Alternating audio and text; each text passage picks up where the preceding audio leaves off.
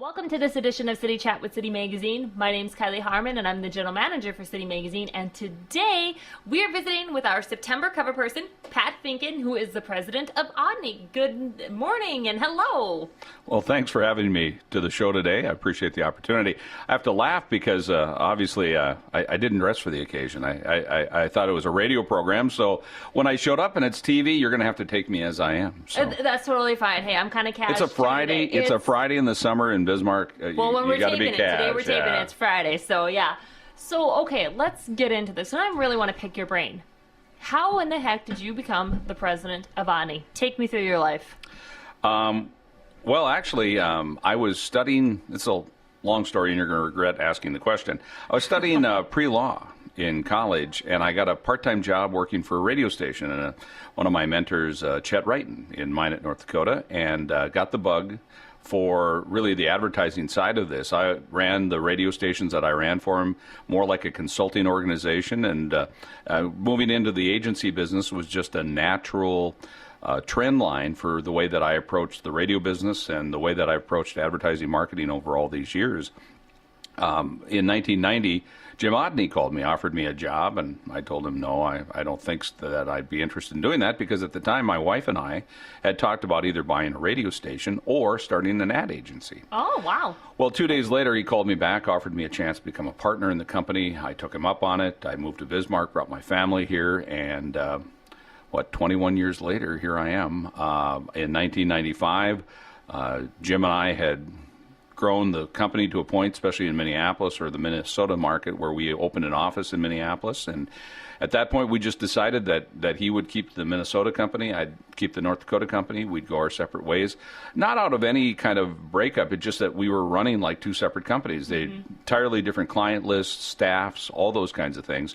It just made more sense. Well, and two totally different markets. And two totally different markets. The way that you operate in Minneapolis in our industry is entirely different than the way you have to do business out in this part of the world. So we really, we just, for the good of the organization, and so that we could both focus on what our core mission was, we broke the company up into two groups, and I luckily kept the North Dakota piece and went on to buy Jim out of North Dakota. He bought me out of Minnesota. About a year later, I merged with a company called Graphic Traffic, and Mike Bruner was the founder of that organization, and Mike became my partner. He's a partner in the company to this day. Okay.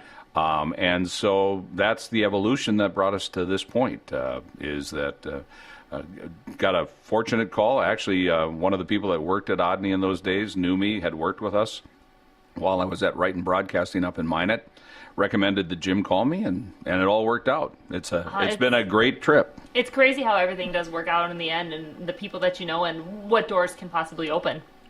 No, absolutely. I always say I'm one of the most fortunate, blessed guys you'll ever meet. Just, I'm a big believer that you make your own luck to a certain degree. You have to be prepared to take advantage when opportunity strikes, but you also have to have the opportunity. And I've been very fortunate along the way, both having the good fortune to get a job while I was in college working for Chester, and he gave me some tremendous opportunities to learn and grow in that role. And then, of course, this agency opportunity in 1990 when I took this. Part of it was being ready and positioned to do it when the chance came, but on the other side, just good fortune and good timing. Same thing with the staff we've hired. I am blessed with a wonderful crew of very talented, very capable individuals, all of them professionals and experts in their own right. And the fact that we've brought this team together over the course of the last 20 years is in part just taking advantage of opportunities when they came, but also just good fortune to have the chance to work with some pretty incredibly talented people. So when did Odney officially begin with Jim? 1985 was the start of the company. Okay. We've been in the business for 26 years now. In fact, just celebrated our 25th anniversary last year. We had a big party and invited all our friends and clients to that event.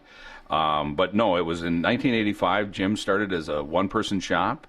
Eventually hired a receptionist and added a few staff members. And when I came in 90, I think I was the sixth employee. Okay. He grew it to about $800,000 a year in billing. And When we broke the company up, I think we were doing probably about 2 in North Dakota, and today we're doing about 15 million annually. Awesome! So, congratulations. That's huge. well, and it's great that I always say the billing's great and the size of the company's great, all that. But what it's really allowed us to do is go from generalists to specialists. Yes. In our company, when I started in 1990.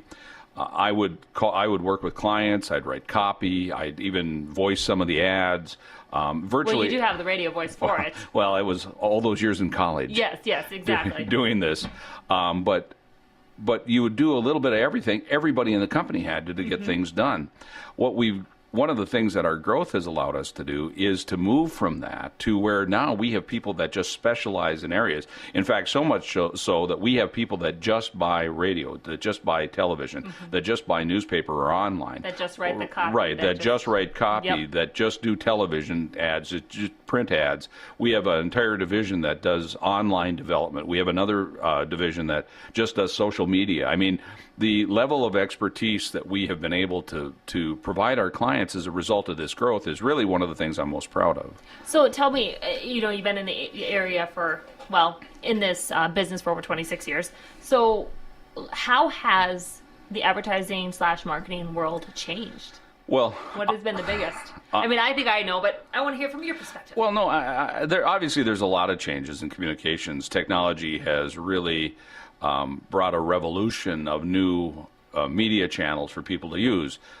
Good example, anything from cable to URL radio, where we're doing this to. I mean, the reality is that technology has done two things. It has made the ability for us to do more for our clients.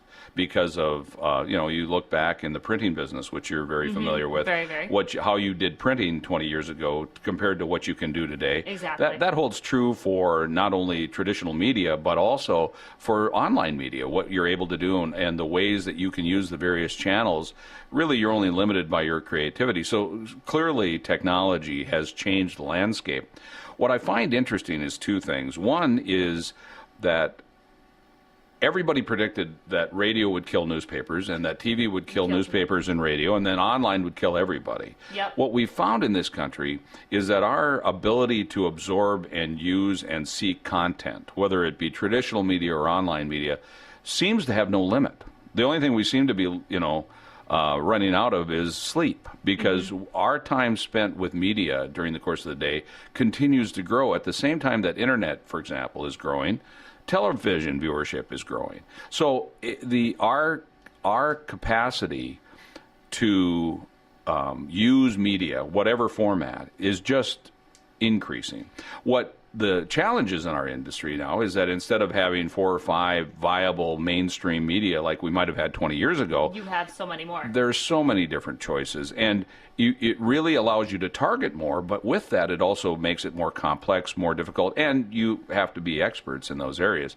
The other thing, though, that I'd like to, so it isn't like one's going away and replacing another. It really is that the variety. How can you utilize all of them? Well, or the ones what that you need to utilize. Right, exactly, and can afford to within the budget and all those kinds of things. Obviously, a lot more versatility and variety in our choices, but also more complex and interrelated is important, but it's that balancing act that you go through. But the thing that hasn't changed is fundamentally how you use media. You got to remember, all these, whether it be social media or online or traditional media, these are just channels in which to communicate with people. Now, how you use each of them may vary based on the best practices for that individual channel. Exactly. But ultimately, we are in the business of communicating with people, and they're just a tool. Just like creativity is a tool to cut through the clutter and get people's attention. Ultimately, what hasn't changed is that this business is about understanding what makes people tick, what drives people to choose one product over another. What are their motives? What Right. are their reasons? What are their psychological aspects to them? Absolutely, and that's what hasn't changed. So while all the vehicles maybe have changed, and our need for diversity in the approach has changed, what hasn't changed is that the underlying reason we exist is to is to tap into people and to effectively communicate with them to cause them to choose our clients' products and services. To figure out what it is, who the customer is, and what they want. What's the motivation for them to do their it? wants, needs, and their demands. It's that the doesn't. number one. It's number one. I always tell my staff, we're in the business of human nature. We're not in the communications business, the ad business. We're in the business of understanding human nature and using that information and that knowledge to help our clients. So when are you going to hire a psychologist? Actually, several of our staff members have psychology and sociology majors. That does not surprise me at all. It does not surprise me. I find that especially sociology in our market research end is very important. The difference between psychology and sociology is sociology tends to be more an understanding of human nature and how that applies and how that interacts with life. Well, that fits us very well. But you will find everything from MBAs to people with psychology degrees to marketing degrees to sociology degrees in our company, as well as art degrees, obviously. Yeah, you've got to have the art in there. So tell me, what has been, since you've been there, what has been the one project you are most proud of? Tom asked me that in the magazine article, and it's hard for me to pin it down to just one because each one, I have a list of my favorites, and each of them are a favorite for different reasons. Clearly, if I had to pick one, and while we've done a lot of great work for a lot of great clients, the one probably because of my history and involvement in other, I always had a foot in the door of the tourism industry. One of the things, you were going to say this one. If you know who Chet Wrighton is, yep. And obviously the two biggest influences in my life were my father and Chet Wrighton in terms of what brought me to this point in life, and for different reasons. But if you know who Chet Wrighton is, he started the Who's Fest. He's a master showman. I mean, he even ran his TV radio stations like a showman. I mean, that was his thing. He just was a larger than life, or is a larger than life figure who did a number of great things, and I had the great opportunity to work with him. And he approached the radio business when I worked for him the same way. He was a showman, and we ran our radio stations like that. Same thing with Who's Fest. And so I've always been very. Had the good fortune of working with him to develop in the early days of Who's Fest and build Who's Fest, working side by side with him on many parts of that organization as we brought it from a little festival that sold dollar buttons to the event that it is today that attracts over 60,000 people and brings in a couple $1 million to the Minot market, and it's really become a national, if not international, festival. I got to work side by side with him. Plus the work that we did at the North Dakota State Fair, and also Party of the Century, which you're too young to remember. But yeah, I've not heard of this one. the state centennial, we orchestrated a party on the Capitol Mall and drew over 100,000 people to the Capitol Mall for a free show. When was that? This is our centennial, which had been 87. Okay. I've been 3 years old. Yeah, I did. We don't have to go there. Sorry. But my point being is that we, at Party of the Century was, those are the kinds of things he did, and very heavily engaged because of those kinds of things in the tourism industry. And I've always had an interest. I had spent time as a CVB director in Minot, 2 terms as president. I've always been interested. So when the opportunity to work, and I've always said that, in fact, at one point I kind of thought I might want to work in the tourism area. Yep. Well, at the North Dakota Tourism Office.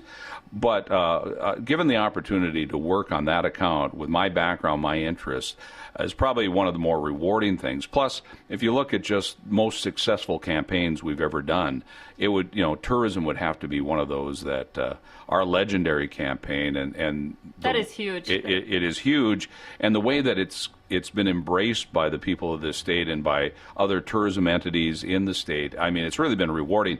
Mostly because I think it clearly captures the spirit of our state from a tourism standpoint, and in many ways from an economic development standpoint, but specifically in tourism. And second of all, the fact that it's had tremendous success. When did you guys come up with that campaign? It's been a while now. Yeah, it's been around about 10 years now. Wow. And okay. And the evolution of that, and we've had the good fortune, Sarah Coleman and the folks up at the tourism department.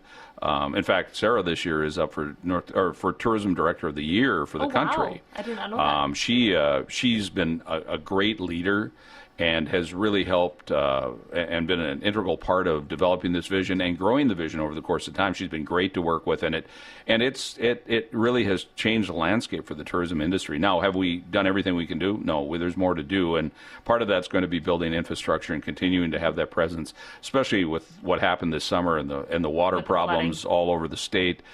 But I'm telling you, it has been tremendously successful and embraced by the industry across North Dakota. So I probably would have to say, if you forced me to pick one, it would have to be the legendary. It would have to be legendary, because I judge things not by creativity, like I